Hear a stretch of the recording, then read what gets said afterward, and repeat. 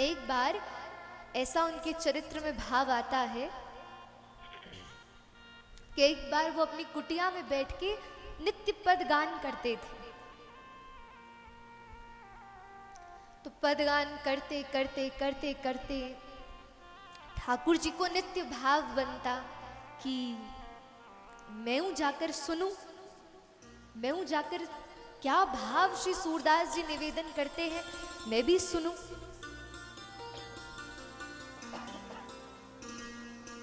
तो ठाकुर जी नित्य जाकर दोपहर के समय जब पट बंद हो जाते हैं करीब 12 साढ़े 12 और शाम को खुलते हैं उसके बाद, तो ठाकुर जी नित्य श्री सूरदास जी गान करते और ठाकुर जी बगल में बैठकर सुनते। एक दिन श्री सूरदास जी दोपहरी का भोजन कर रहे थे, प्रसाद पा रहे थे। तो उनका एक सेवक था जिसका नाम था गोपाल। वो श्री सूरदास जी की सेवा में तत्पर रहता था।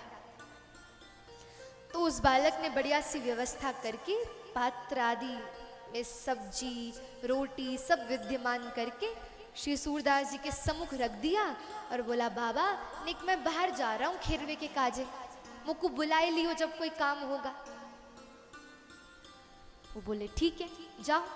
वो चला गया बालक। उस दिन क्या हुआ कि वो बालक झारी जी रखना भूल गया। झारी जी यानी कि जल पीने का पात्र।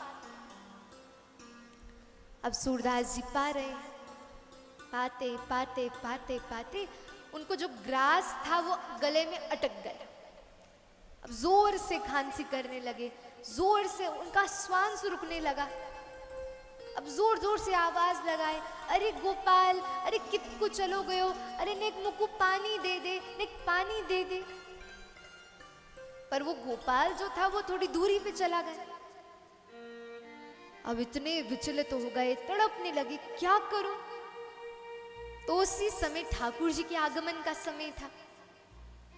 तो ठाकुर जी जैसे अब की बार आए, श्री सूरदास जी की ऐसी स्थिति देखी, ठाकुर जी भाज के गए अपने मंदिर से अपने सोने की झारी जी ले आए और वहां सोने की झारी जी को श्री सूरदास जी को थमाए दी। बोले ले बाबा पी ले जल। वो तो यही सोच रहे थे गोपाल आए।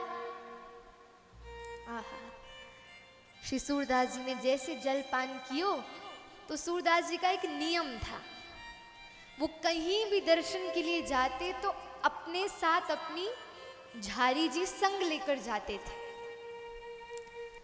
अब जैसे शाम के द्वार खुले, हल्ला मच गयो, अरे ठाकुर जी की झारी जी चोरी है गई, ठाकुर जी की झारी जी चोरी है गई, क्या करे।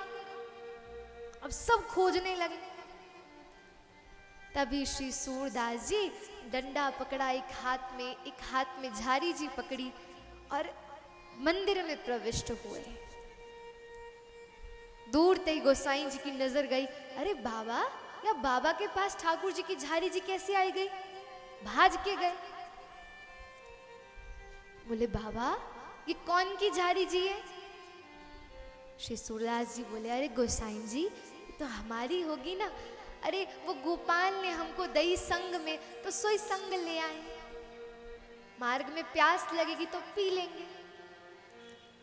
गोसाई जी बोले, नहीं आपकी झारी जी नहीं है, ये तो श्री जी बाबा की झारी जी है, ये तो जय जय की झारी जी है। श्री सूरदास जी बोले, अच्छा। बोले अच्छा गोसाई जी अब समझ आई।